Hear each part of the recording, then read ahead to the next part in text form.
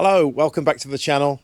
So Jess and I have decided to go on a little bit of an adventure, and we've got the bikes ready. We actually cleaned them yesterday, and they're a right state now. So anyway, what have we done? Well, we headed down to Folkestone, got the Channel Tunnel, and headed over to France. The plan is to explore some of France, some of the places and the back roads rather than just sticking to the motorways. And I thought it'd be a good opportunity to test out the new Continental Trail Attack 3s. So I'll put these tyres on. If we just zoom in a little bit there, I'll put these tyres on about 1,200 miles ago. So I'm really pleased with them. They're more road biased, but they are less noisy than the Anarchy Adventures. So yeah, I've done about 1,000 miles. As you can see, there's absolutely no wear on them whatsoever. So that was the back. Let's have a look at the front. There's absolutely no wear on them whatsoever. Even though we did, as you know, going down to Dover, you pretty much have got to take the M25 and the M40 from our house. So it's about over 3 hours of motorway riding. So yeah, I'm pleased to say that there is no flat spots, as you know, I wouldn't expect them to be at this stage. Anyway, the plan is that we're going to do a bit of more road riding across France, probably head to Germany, Belgium, Luxembourg. We're going to head across France. I'm going to do various terrains and be able to give you some feedback on what I actually think of them after this tour. So if that's something you're interested in, then stick around. See you in a bit.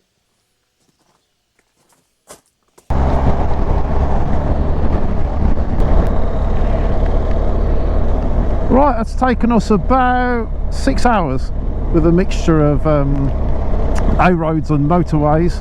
Weather's been kind to us and we're just approaching Folkestone, the Channel Tunnel. First time I've ever been on it. I don't really know what to do, just following the signs. I guess it's self-explanatory.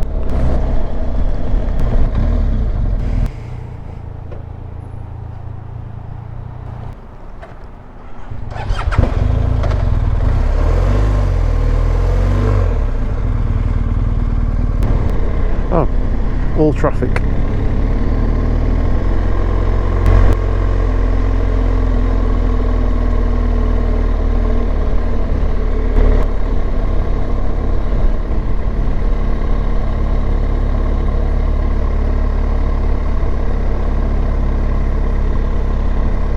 Turn it off for a bit. So once the cars have gone, we're going in, so we'll get ready.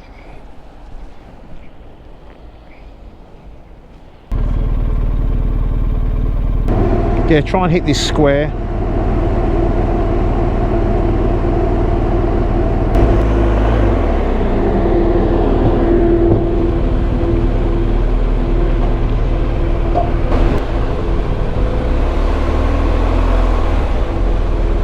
Okay. Let's start standing gear, please. Okay.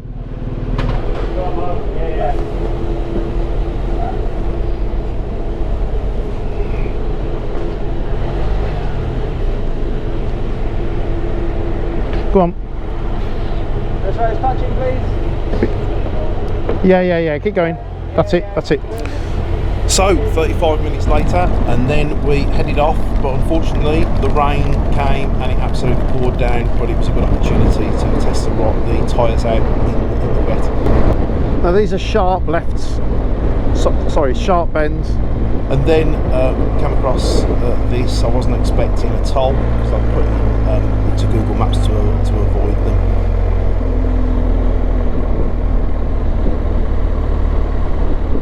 Oh shit. There's no hardship though. I think it was about 89p or something. So we sorted that and then we was on our way. It took us about 60 minutes in total to get from from Calais to our Airbnb, and I'm going to put it up on the screen here because I think it's an ideal stop off.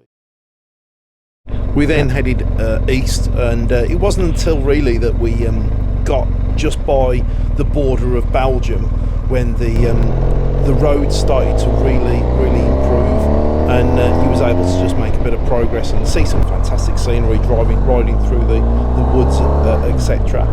But yeah, it was a really good opportunity to test the tyres out and the bike for that matter. But it was a bit challenging at times because I've got a massive bag on the back of my bike, and I think it must have weighed about 30 or 40 kilograms. So, but it was still good fun, and yeah, there's some brilliant roads out there. If you ever get the chance, then I would definitely recommend it.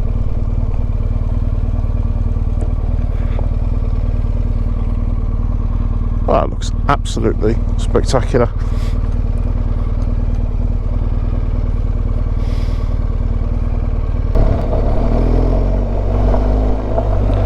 Yeah, I'm really pleased with these tyres. They are very predictable, even on this sort of gravel. And you wouldn't expect it looking at it because they look like a more road biased tyre. But the reality is that they genuinely do like light trails like this. Light trails like this. They're absolutely fine.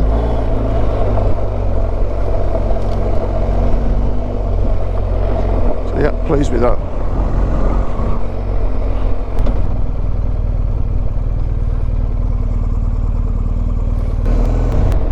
It's amazing.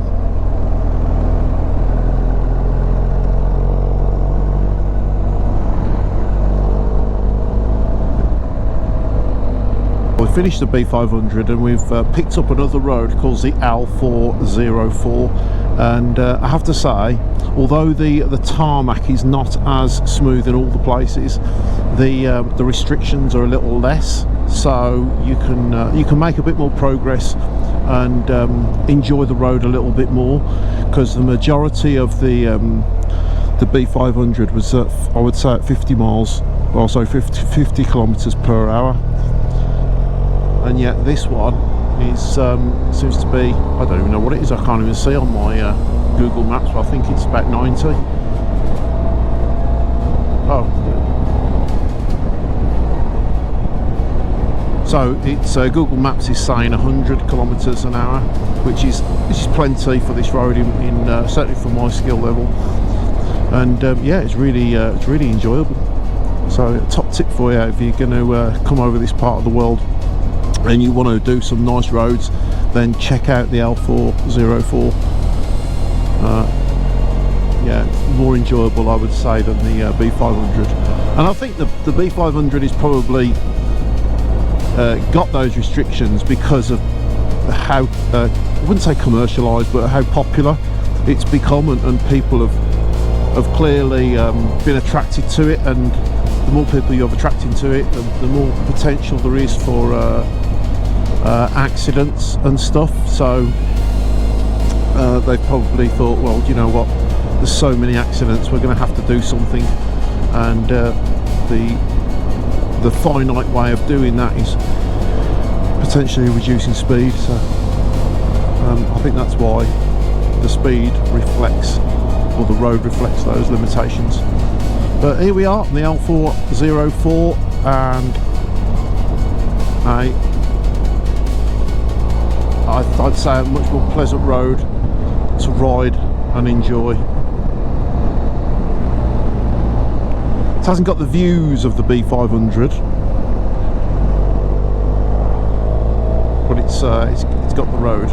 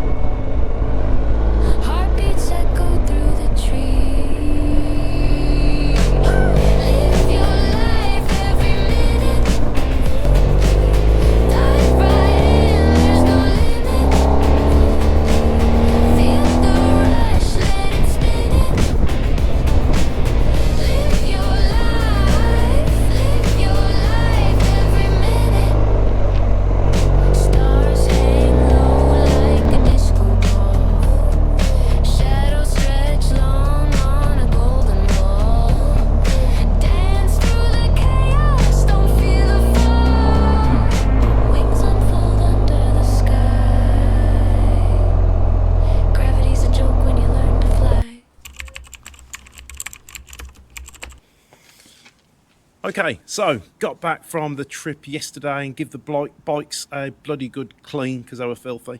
Put my small screen on because I prefer that. And now is a good time for me to tell you a little bit about the tyres and give you my final thoughts on them. But before I do that, let me give you a bit of specification. They came out in 2019, the Trail Attack 3s, and they replaced the Trail Attack 2s. And what these tyres have got special is a single compound. So instead of having two different compounds, you know, a harder one down the middle and then a softer one on the outside, what Continental have done with this tyre is they've used a single compound, but the way that they cure it when they manufacture it is they cure it at different temperatures, which gives you that soft edge and then the hard bit in the middle. What they also benefit from is something called rain grip, I think they call it. It's a silica in the tyre that makes the tyre perform very well in the wet. And I have to say, when we was travelling down there, we got hit by quite a bit of rain, but they were absolutely fine, no issues in the wet whatsoever. In fact, on the whole trip, not once did they slide or give up on me at all. So I'm really impressed with that. They're described as a 90-10, so 90% on-road and 10% off-road. And you'll see from earlier on in the video, I used it was basically a gravel track stroke car park that I made use of just to see what they felt like, and they felt fine, absolutely no problems whatsoever. The whole trip was, I would say, a good section of it was twisties, but also a lot of it was straight roads. So certainly down when we used the motorway and some of the A roads, it was a hot day. It was like over 30 degrees, and I think we spent virtually all day in a straight line. And with those temperatures and going in a straight line, I was really worried about flat spots. But what I'll do is I'm going to show you a bit closer now, a close-up of the tyres, and let you decide whether or not you think they've deteriorated much.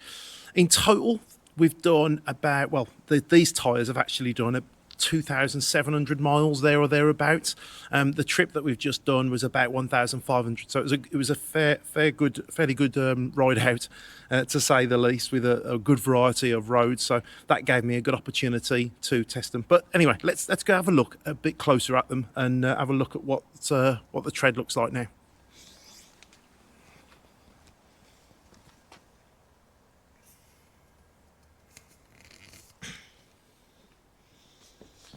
So it's hard to see on camera,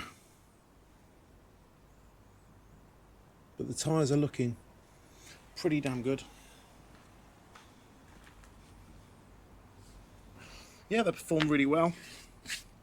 If I'm being hypercritical, I don't know if it's my imagination, there might be a very, very slight starting of a flat spot there, but it's not obvious. And as I say, they've done 2,700 miles, so I expect that might appear at some point, especially if I do lots of motorway riding. But time will tell, and I'll let you know if that happens, what I think of them. Let's go and have a look at the front.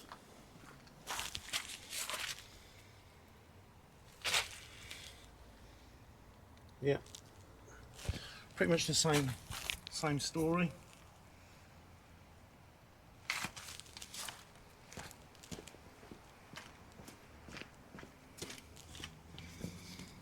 You can just about make out there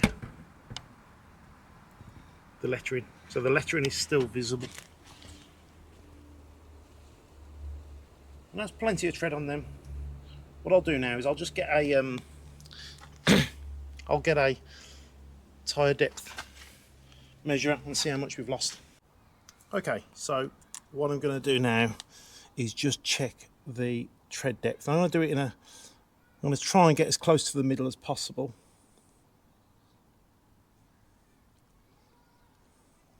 So when you see that, say 6.8. Let's try another location. Well, 6.5, it must be slightly closer to the middle.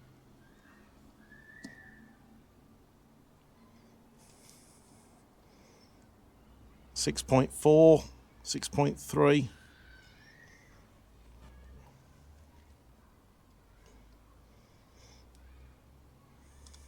6.6. So 6.3 being the lowest depth that I can find. Now, those tyres have been on for 2,700 miles and they came with 8mm of tread. So that ain't too bad.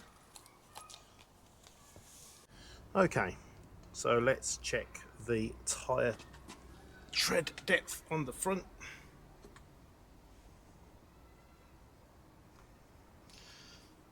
That's saying 4.5. Let's try another location. 4.6. So there we go, the Continental Trail Attack 3s. It's been a good test for them, I believe, going to Germany and back. In total, the tyres have done 2,700 miles, and yeah, I've been impressed with them. They've been great in the wet, they've been great on the twisties, and I was a little bit dubious about them on the on all that motorway and the all those straight roads. I thought there'd be certainly some evidence of a flat spot, but so far they've been quite good. So yeah, I've been impressed with them. Even on the gravel, they was confidence inspiring. I'm not saying they're an off-road tyre, they clearly aren't, but yeah, for what I need it for, they've definitely ticked all the boxes. So would I buy them again? Yeah, I think I would, but it is early days. I don't need to make that decision yet.